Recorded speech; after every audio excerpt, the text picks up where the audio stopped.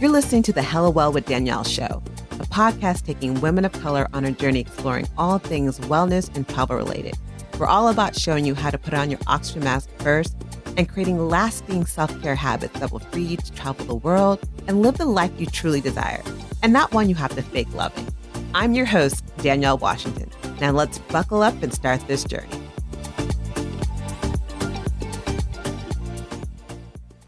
Hey y'all, and welcome to another episode of the Hello Well with Danielle podcast, your weekly mental vacation for the busy woman of color who's on her healing journey and just made it a moment to breathe and woosah. I am your host, Danielle Washington, and this week we lost a legend. We lost a queen. We lost someone who was so instrumental.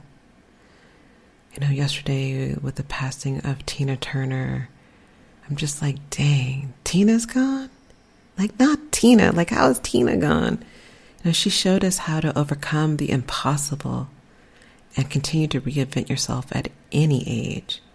As a child of the 80s and a lover of MTV, I grew up singing her songs and loving her music videos. Like, I was obsessed with the song Private Dancer. I'd be in the mirror doing my dance and all these moves and watching the video. I'm like, well, why does everyone seem so sad? Like, is she supposed to be a hooker or something? Like, I wasn't really sure about the video situation, but I loved the song and I loved her. And then flash forward a little bit further, I remember seeing the movie What's Love Got to Do With It? And I'm like, oh, dang. Like, I didn't know that about her. I didn't know, that, she had an abusive husband and she had all these struggles and had no money and had to literally and barely would have, if someone didn't take a chance on her, we would never know her outside of her life with, Ike. We would never have known that. We didn't know that she had all these things that she went through. Like, I don't think she actually publicly talked about it until 1981. An article in People magazine, but I wasn't checking for People magazine. I was only in first grade. It wasn't my thing. But we think about the movie.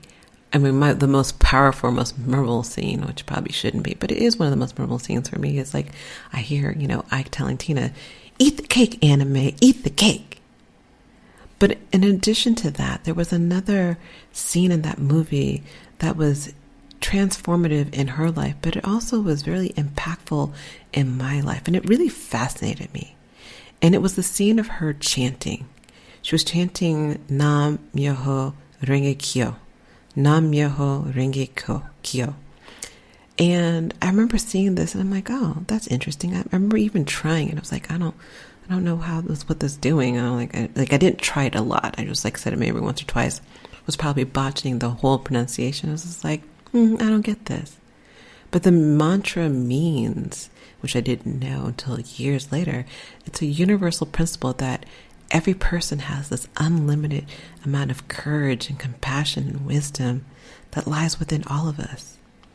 It's a mantra that talks about never giving up and being able to overcome what seems impossible. And I love that.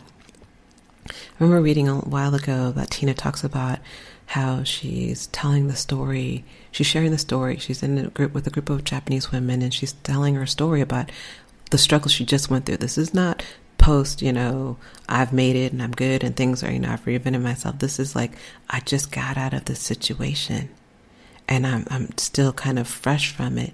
And she's recounting what happens and that she struggled and that she left and that she has nothing. And then women began clapping for her and congratulating her. And she's like, wait, hold up. Like, she honestly thought, maybe I didn't explain this properly. But the women explained to her with such beautiful Buddhist wisdom that through chanting this mantra, one can transform their many poisons into medicine. Did you hear that? They can transform their poisons into medicine. So like in Tina's case, what would be her poison? It would be her parents abandoning her as a child, her losing her grandmother, the abusive relationship with Ike, leaving that relationship, having the strength to leave that relationship, having no money, no career, no nothing, and being able to reinvent herself and her career. Like at the time, I just didn't get it. Like I remember seeing the movie, seeing her chanting, and I was just like, I don't get it. Like I don't understand how this is working. I don't understand how chanting these few little words are working for her. Like it just seemed so woo-woo for me. Like I thought it was just weird. And it just didn't connect with me, though at the same time, I felt drawn to it. So it was this weird thing. I'm like, I feel drawn to this, but I feel like this isn't for me. I'm like, this just didn't make sense. I couldn't understand how saying a few words can invoke such a major shift in one's life and change one's total life trajectory. That wasn't until I had my own experience with chanting. Oddly, I didn't even realize the correlation between Tina Turner's journey and my own until I was reflecting on her life last night. I was just like, oh, this is interesting. Because Tina Turner was the first person I ever saw chanting. I mean, granted, it was Angela Bassett playing Tina Turner, but that was the first time I ever saw someone chant. It was my first introduction into this world that is so hugely a part of who I am today. And I remember it resonating with me, but I couldn't explain, why did I feel drawn to this? And since I couldn't explain it, I labeled it as weird and not for me, even though it was literally the universe knocking on the door saying, hey sis, we think this chanting thing will be good for you too. I think you should try it. And I was just like, no, not for me. Nice try. No, thank you. I'll let Tina have her thing. And now I think about it, I'm like, dang, what if I followed Tina's lead and started chanting and really embraced the power of chanting years ago? Like, where would I be right now? Like how more healed would I feel and more secure and grounded in who I am? I don't know. I mean, because everything happens with divine timing. It wasn't meant for me to create that correlation. I wasn't meant to really understand the power of chanting for years to come. And I go to the point where everything's divine timing. Well, maybe I needed to have this moment right now, that correlation, so I can make this podcast episode for you to be listening to it right now. And for this to be your nudge to say, hey, maybe you should try chanting. Maybe this is something you should explore. So, I don't know, something to think about. But today I'm honoring this iconic queen by sharing her words of wisdom and experiences with this impactful power of chanting. We're breaking down like the benefits of chanting and sharing some of her practical tools and techniques that she shared in her book. So she wrote a book in 2020 when seriously we all needed this book at the time, but the book was called Happiness Becomes You, A Guide to Changing Your Life for Good. And if you think about 2020, we're having all of the Black Lives Matter things going on. We were still in the midst of COVID. And even today, this book is powerful. So if you've never read the book, 100% go out and get the book. But in that book, she really shares so many beautiful things about her healing practice and her journey. And a huge part of that is chanting. A huge part of this transformative part that we see into this amazing woman that we all love and we're sad to see leave this earth is because of chanting. So a little bit later on in the episode, I'm going to guide you through a short chanting meditation so you can try this firsthand on your own. I mean, chanting was such a pivotal part of her life. It transformed so many things. It helped her to release and let go of past traumas and negative emotions. And it's something that I'm grateful that she was so open about sharing, to the point where I'm now thinking like, oh, I probably should explain what chanting is. So if you're not familiar with chanting, the way Tina Turner describes chanting is it's a powerful and transformative practice that involves the repetition of sacred sounds and mantras. She emphasizes that chanting goes beyond just mere vocalization. It's not just about saying the words. It's about having a profound spiritual experience that engages the mind, the body, and the spirit. Chanting is said to create this vibration that resonates with the individual as well as the surrounding environment. That these vibrations are believed to have positive impact on one's energy field, helping us to promote balance and harmony and healing. And it's through these focused repetitions of mantras that chanting helps individuals quiet the noise, quieting the thoughts in our head, and transcend the ordinary consciousness, and be able to connect with ourselves on a deeper level. What I've learned through my own yoga teacher training and my own personal experience with chanting is that it's literally like a gateway to connecting with your inner self on a deeper level, but it also connects you with this higher spiritual connection that I am a part of a whole, and it connects me to just the universe and other people in a way that I can't always fully describe. Like, I just know that this has just been powerful for me. It's been impactful. Like, I'm not the same person because I started chanting. Like, when I first started chanting, or the first time I chanted outside of me watching the movie and trying it a couple of times, like, this isn't for me. But it's actually, I was in Italy and a friend invited me. She's like, hey, you want to come with me? We're going to this really beautiful location in Italy. The food's going to be great. It's going to be amazing. You're going to enjoy yourself. It's going to be an experience. And I'm like, oh, okay, bet. What she took me to was a bunch of people. It was a Buddhist situation, Buddhist event, and people were chanting. And I'm like, okay, well, I'm here. Might as well try it. And I tried it and I was like, this is interesting, but not for me. Again, the universe nudging me like, knock, knock, knock, sis, we think this chanting thing will be good for you. And I'm like, nope, not for me. No, thank you. I'm good. And I look back now and I think, the universe has been trying to nudge me to chant for many times, and I just kept ignoring it. And now look at me. I mean, I'm on this journey of chanting for 1,000 days. I'm like doing this meditation where I'm chanting for 13 minutes for 1,000 days. And it's this beautiful mantra that talks about, victory and opening your heart and, breaking past fear and having this indestructible power, which I think it kind of correlates to the mantra that Tina Turner was chanting, which I think was interesting as well.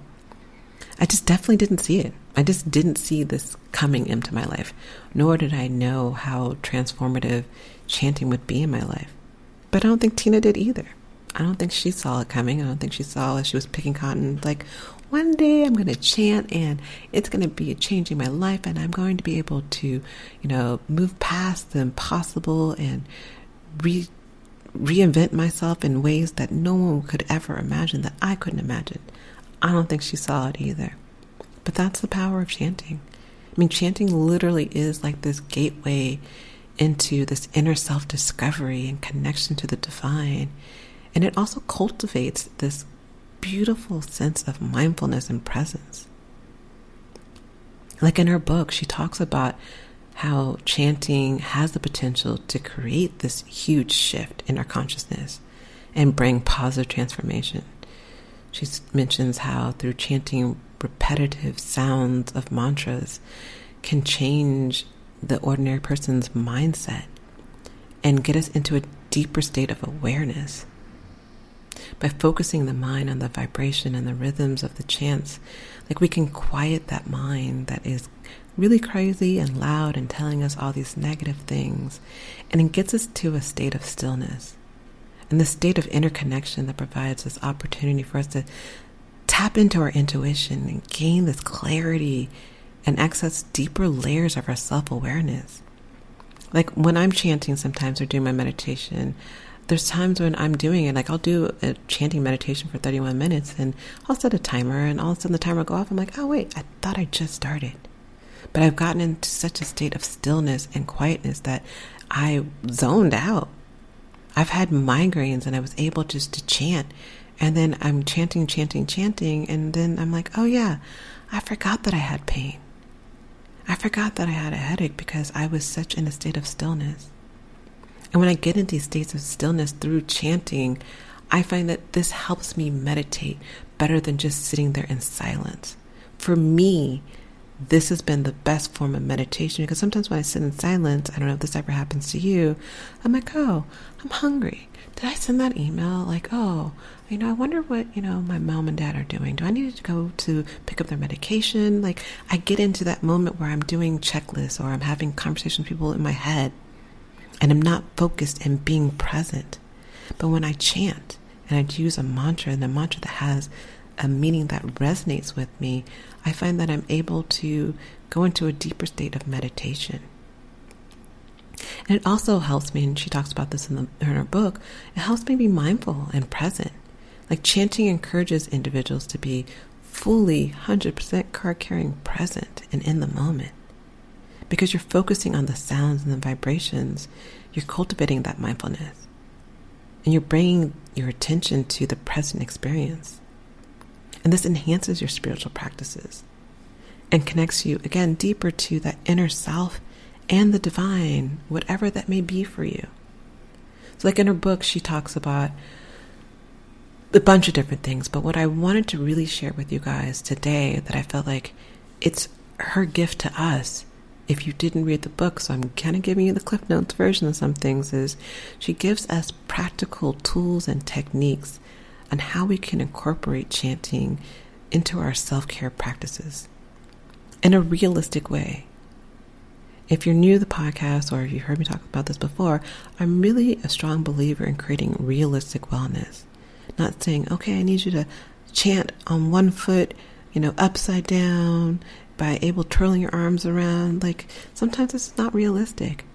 So she gives these really beautiful, realistic ways for us to enhance our well-being in such a simple way. And we know it works because we have an 83-year-old who just passed, who was a living testimony of how chanting is the power of chanting. And so one of the things she mentions is it's the importance of choosing a mantra. And I'm actually going to probably do a whole new podcast just on mantras, so you guys can kind of go a little bit more deeper into mantras. But she talks about the importance of finding a mantra, reflecting on your personal goals, your intentions, and thinking about areas of growth when you're choosing a mantra. Thinking about what resonates with you, tuning into your intuition, and using that to help you select a mantra. She talks about, creating a chanting practice and setting aside time every day, and more importantly, creating a sacred space for your chanting. Establishing a routine and bringing it part of your life. So whether it's setting an alarm, knowing every day, every morning, this is what you do, or right before you go to bed, you do your chanting, like setting up it to be a ritualistic type of feeling. She talks about incorporating breath work, which helps deepen the practice. Which I thought was really important. She really emphasizes the importance of pronunciation and enunciation. She talks about learning how to correctly pronunciate and enunciate your chosen mantra and how important that is. And that may seem like a simple thing, but it really isn't, because oftentimes these mantras are in different languages. They're not in English. So, for example, the one she was chanting is in Japanese. The one I've been chanting is in Sanskrit. So it's not a language that neither one of us we're familiar with. But it's important to be able to hit your tongue a certain way, because when you do and say the words properly, it then triggers different things. It may trigger a gland. It may trigger some other energetic thing that connects and expands and boosts your healing properties of this mantra. So it is so, so, so important and key to make sure that you are pronunciating and enunciating things properly. So she tells you to, seek guidance from teachers or recordings or online resources to ensure your accuracy, and to take the time to practice the pronunciation until you feel comfortable and confident. She talks about, trying different chanting techniques where you're either chanting solo or you're in a group, you're doing a call response. She talks about switching up the rhythms and the paces. And so for the mantra I'm doing, sometimes I'll do it really slow. Sometimes I'll do it really fast. Sometimes I'll do it in a very kind of robotic way of saying it tone, or other times it's being more like it's singing a song. And it's about finding that rhythm and that tone and that pace that works for you. And one day it might be one way and one day it might be the other. But experimenting with it. She talks about, incorporate it into your daily routine in your life. And I know I have definitely been doing that. And so like when I am a caregiver for my parents, and sometimes, my dad will act a fool. And I get that it's the stroke, and I get that he goes off the handle because of whatever occurred to him in his brain from the stroke. But instead of me flashing back and feeling triggered, what I find myself doing now is I just start chanting. I'm like, Rama Dasa, Sase Sohang, Rama, Rama, Rama, Sohang, Sohang, Sohang, Satnam, Satnam, Satnam, Satnam, Satnam. And when I say these things over and over, he does look at me crazy, but I honestly feel, A, it helps me, but me chanting it in front of him calms him down too, whether he recognizes it or not. So we can use these mantras as affirmations to help reprogram your mind and repowering and starting to empower those beliefs and thoughts. It's important, I feel, and I feel like she says the same thing as well, to also get to know the meaning behind these mantras. Like when you have the meaning behind these things you're saying, A, you're knowing what you're saying, because I think that's important, but also I think it also emphasizes and boosts the mantra and the chanting as well. So I love it. And she talks about obviously being consistent. So whether it's doing 1 minute, 2 minutes, 5 minutes, 11 minutes, just being consistent and doing it every day. And it doesn't have to be the same amount of time every single day, but just being consistent. Yes, if you do something for 40 days, for a certain amount of time, there is a fact, and the research shows that it definitely starts changing and making habit changes for you. But, give yourself grace. Start somewhere. You gotta start somewhere. Tina Turner she wasn't only a music icon. She was someone who truly believed and championed holistic wellness in a way that made her legendary in just that. Her focus on holistic approaches and addressing health from multiple angles, from mixing what may be considered woo-woo or maybe Eastern practices with conventional medicine and conventional approaches, was new for many of us. Many of us had never heard of chanting or meditation, of all these different things, but she was so a believer of the power of self-care, of self-reflection, and embracing these healing practices like Ayurveda, like meditation, like chanting. And she openly shared these through her interviews, through her books, and through her life, through the movies about her life. And her journey is just a beautiful reminder of the transformative moments that can arise when we prioritize our well-being and embrace alternative approaches to life to help us seek that harmony that we all want and deserve in our life. That there's a possibility that we too can to turn our poisons into medicine. So to honor this queen, to honor Tina Turner and her connection to chanting and her spirituality, I wanted us to do a quick Kundalini yoga meditation that incorporates chanting, that is super easy to do, that I think it'll be fun. So we're going to be chanting Sa-ta-nama. Sa-ta-nama. And this means, literally, Sa means infinity. Ta means life. Na means death. Ma means rebirth. So this mantra translates into shedding the old you and becoming who you were really meant to be. It's about becoming your true self and honoring that unapologetically. This mantra is also known to help calm you down and increase serotonin, and it's literally perfect mantra for anyone who's having any stressful moments, feeling anxiety or depression. This is a go-to mantra. I mean, there's been years, over 20 years of studies of people using this mantra in particular and kind of the hand motions I'm about to explain to you, and its healing effects, especially people who have dementia, memory issues. This is the mantra. So there's so many different reasons why you should learn this, but I just wanted to give you an opportunity to experience firsthand what the feeling of chanting, for this may be your nudge to bring this more into your lifestyle. So if you have the opportunity, I invite you to sit comfortably and be in a cross-legged position or in a chair with your spine straight. And then bring your hands into Gyan Mudra by touching the tip of your index finger to the tip of your thumb while keeping the other 3 fingers extended. I invite you to close your eyes and focus attention at the brow point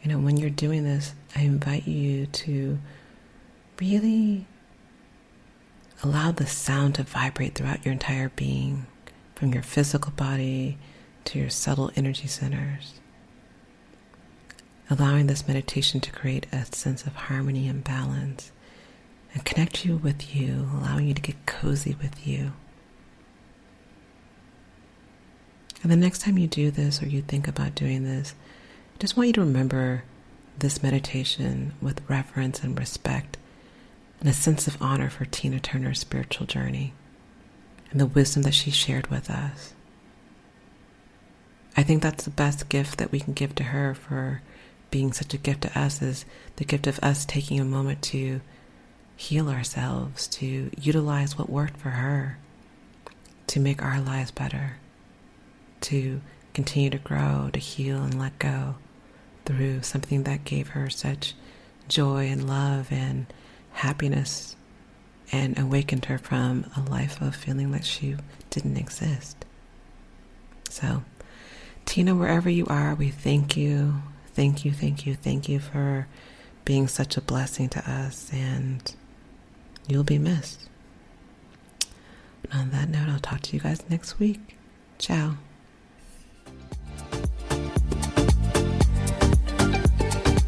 Thanks for joining us this week on the Hello Well with Danielle show. Make sure to visit our website, hellowellwithdanielle.com, where you can subscribe to our show on iTunes, Spotify, and Amazon Music and never miss an episode. Also, you can follow us on social media at Hello Well with Danielle on Facebook and Instagram, and Hello Well Danny on Twitter. And if you hella love the show and got some good nuggets out of it, know that I'm not too proud to ask for you to please leave a rating or review on iTunes so that we can continue to expand our reach and help other women of color. Again, thanks so much for listening, and I hope to see you next week. Ciao.